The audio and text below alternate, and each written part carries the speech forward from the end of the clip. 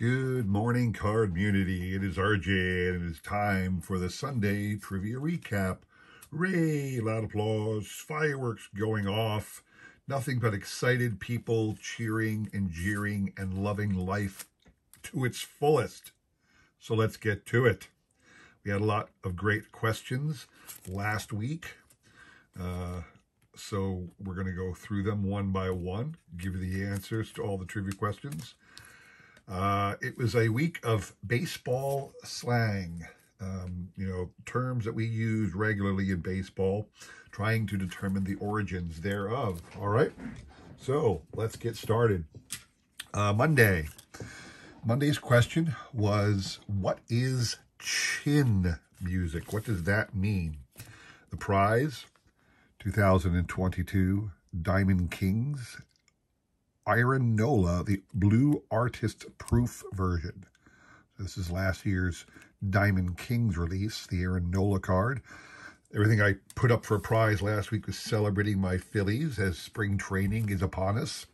Looking for another great year out of the Phillies. So, what does chin music refer to? Well, let's listen to an expert explain it to us, shall we?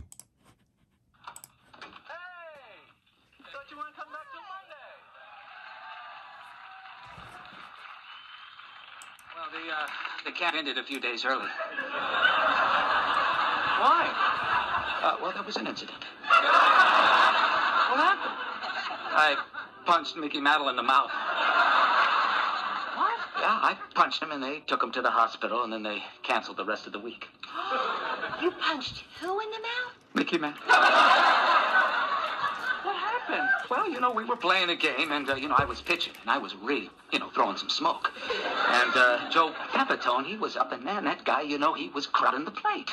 Wow, Joe Pepitone. Yeah, well, Joe Pepitone or not, I own the inside of that plate. So, I throw one, inside, a little chin music, right on his pants. Because I got to intimidate, when I'm on the mound. Well, the next pitch, he's right back in the same place. So, I had to plunk him. Yeah, punked him. Oh, yeah. Well, he throws down his bat. He comes racing up to the mound. Next thing, both benches are cleared, A brouhaha breaks out between the guys in the camp, and the old Yankee players. And as I'm trying to get Moose Scar on off of one of my teammates, somebody pulls me from behind, and I turned around and I popped him. I look down and, whoa, man, it's Mickey.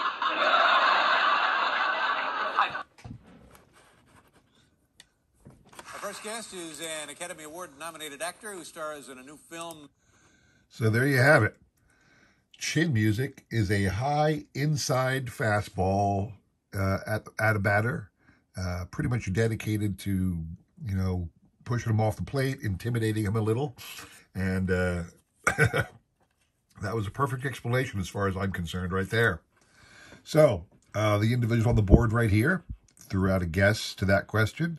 Let me scroll down here so you can see everybody's name. Oh, actually, I'm on the wrong day. Sorry. Apologize for that real quick. These are the individuals for Monday's question. Everybody's on the list here. All right. So as we are wont to do, we shuffle once and spin. You must hit 3 times on my channel to win. So good luck to everybody.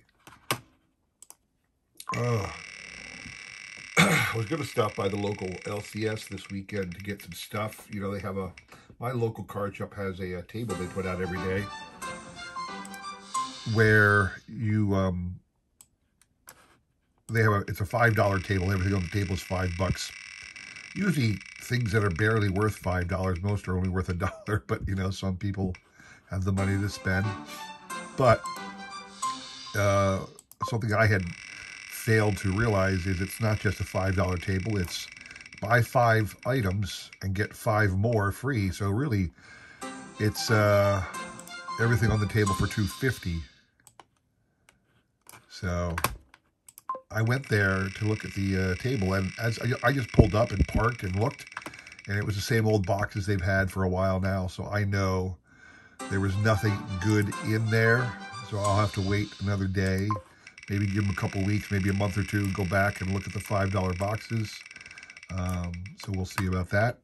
One thing I did do this week, in fact, it was just yesterday, as I was looking through all the online ads and whatnot. I knew that Topps had released Series 1 in the last few weeks. But, it's impossible to get that at your LCS until March, usually. The online sale started already and pretty much just wiped out the market. But I was able to secure my annual hobby box, jumbo hobby box of Series 1. As I am wont to do, I get a jumbo hobby box of both Series 1 and Series 2. Boom, boom, boom. We'll continue the story in a second. Bears baseball cards, that's Jesse, has hit 3 in a row. Not 3 in a row, but 3 times there. So congrats to Bears baseball cards. Jesse, you'll be getting this Artist's Proof Blue Parallel of Aaron Nola. Congrats to you, sir. So, moving on to Wednesday's question. Wednesday, another slang question.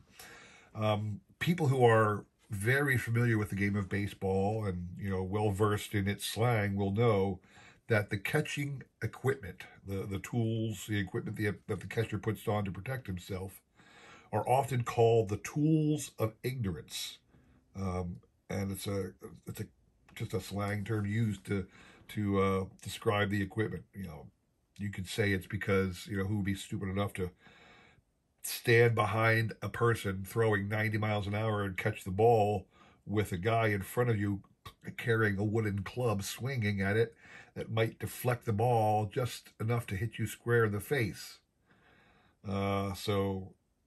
Sure, we got this, face mask and the shin guards and the chest protector and all the other stuff, but it's amazing how often a catcher gets hurt or an umpire gets hurt from a foul tip. So the catching equipment over the years has come to be known as the tools of ignorance. And the question was, who first coined the term? Now, the truth is there were a number of players. There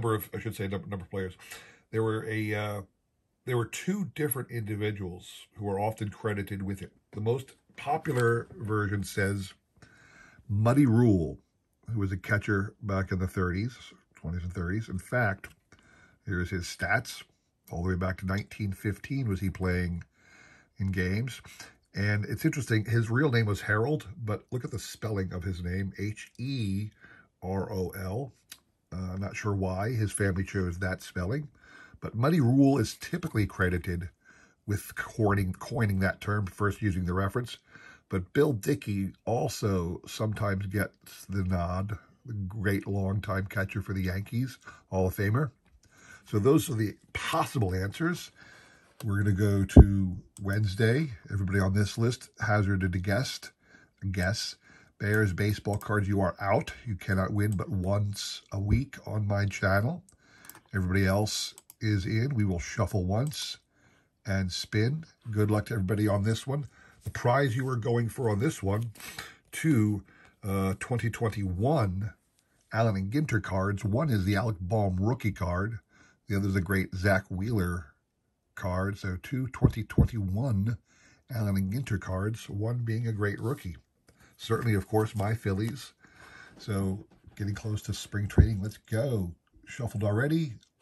Shuffle one more time just for fun. And spin. Good luck, everybody. So like I was saying, yeah, I looked at the box, but there just wasn't anything in there, so I had to go on. I can't remember what I was talking about. Doesn't matter. I'll go on with the news story. So, what was I talking about? I don't even know. Let's make something up. I let the dog out this morning. My wife did. She put him out back, and I forgot. We were puppy-proofing the backyard, so I was putting down, we got a chicken wire fence surrounding our house, picket fence with chicken wire and whatnot. And down at the bottom, if you know your chicken wire, it gets a little loose sometimes. The bottom of the fence, the wire bends up. So there are holes. I had to go out and fix some holes, but in the meantime, I accidentally left the gate open. So when the wife put out the pups this morning, the dog got out, and we were looking for the dog this morning. So that's all my fault. Blame me. I'm sorry. Anyway, I will say, oh, that's what I was talking about. I was talking about 2023 Topps coming out, that I had purchased my annual jumbo hobby box.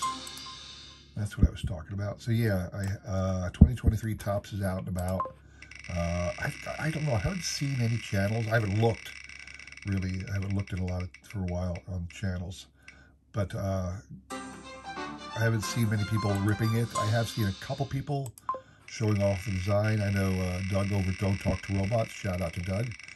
I know he was doing a preview of some of the stuff you could find in 2023 Topps flagship. So yeah, I purchased my jumbo hobby box, which typically, because I'm a set collector, the reason I buy that is it typically gives me the entire card set from 1 to 330 in one box. I will rip the packs, and there's such a great collation as far as I'm concerned. Goody G is 3 hits. All right, so Goody, congrats to you, sir. Goody G is going to be getting these 2 great Philadelphia Philly cards. Of course, there are no Philadelphia Philly cards that aren't great. So, on to Friday. Friday's question: why is home plate called a plate? Why isn't it base number 4, fourth base? You know, theoretically, home, you can understand home. The path of a baseball runner is to start at one point, circle the bases, and come back to the starting point, which is essentially starting from home and ending up home. Essentially, if you want to be, what do I want to say, lyrical about it, you know? I can't remember literal about it. You know, if you want to be metaphoric about it, it's going home. So home base makes plenty of sense. But why a plate? Why is home plate called a plate? The answer is it was originally required to be a plate. So I'm going to show you a couple things off this website. And one of the things I want to show you right here, the 1857 rules. Right down here it says the 1857 rules called for both home base, for home base to be marked by a flat circular iron plate painted or enameled white. The diameter of the disc was 9 to 10 inches. So anyway, even further evidence, people have seen this particular, if you're a baseball fan, you've seen this image many, many times. It was somebody's depiction of the first baseball game ever played under the Knickerbocker rules, what we know as today as baseball. There were many different bat and ball games back in the 1800s. Even before that, there were many different bat and ball games where you were required to hit the ball, put it in play, and then run to a base or a post or something. There were a number of different games played. They changed often and, you know, in many different ways over the years. But in 1847, the Knickerbocker Baseball Club crafted its own set of rules that quickly became the norm throughout the nation for a game called baseball. And that rule said that the home plate would be a circular iron disc.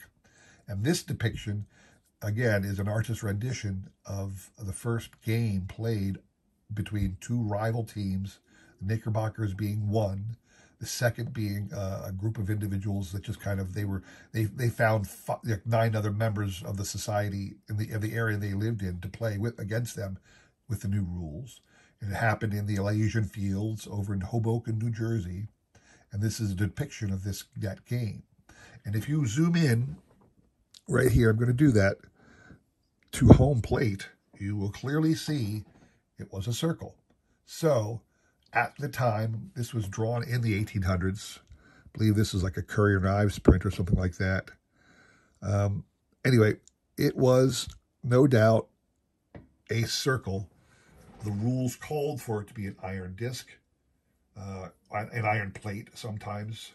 So that is why the name home plate continued, even after it had been changed at one time in the past to a square, and then eventually to its current house silhouette kind of shape. You know, it's not a pyramid, it's not a triangle, it's that weird five-sided, like almost like a silhouette of a house, so to speak, that we know today. The name home plate has remained. It's that simple. So that was the answer to the question. These are the individuals who have hazarded a guest. Again, Bears baseball cards is out. Goody G is out. That leaves these 5 individuals. For that, you are playing for this, 2 of the greatest Phillies in the current rendition of the Phillies team. You got Bryce Harper, his 2022 Panini Diamond Kings, and JT Realmuto, his 2022 Gypsy Queen offering. So those are the 2 cards up for prize. Now, everybody up here has hazard a guess. We will shuffle once and spin. Good luck to everybody on this one. So yeah, I just ordered it yesterday, my hobby box, jumbo hobby box, because again, as a set collector, I've realized I should get a full set out of the collation, which is what I'm looking for. Plus, you never know what you're going to get with the inserts, and a hobby box gives you many more chances, I believe. So it'll be a while before I get that, but that will be hopefully one of my videos for next week. Not this coming, but the following week, I'll be able to show off myself opening the hobby box. Maybe what I'll do, because it would take a long time to open up all the packs of a hobby box in one video. I mean, there'd be like easily a half-hour video, if not more. So maybe what I will do, maybe I will stretch it out, and like every video that week, Monday, Wednesday, and Friday, will be portions of my hobby box. I don't know. Don't hold me to that. But, you know, more than anything, I want to, you know, get into 2023 Topps. I've noticed that the key, I don't know who the key rookie is this year. I have no idea. That's one of the things. Oh, Jeremy Michaels, 1, 2, 3. There you go, sir. I'm going to go on the stories about that, but, you know, we don't need to talk about 2023 Topps just now. So congrats to Jeremy Michaels. You're going to get these 2 great cards. Congrats to all the winners for this week's trivia. I really do appreciate those individuals who are regular watchers and entrants. I have about, you know, 10 or 12 people who do this almost daily, so thank you to you guys. I really appreciate your support. I try my best to support everybody else. If you're new to the channel, please consider liking, subscribing, commenting, and all that jazz.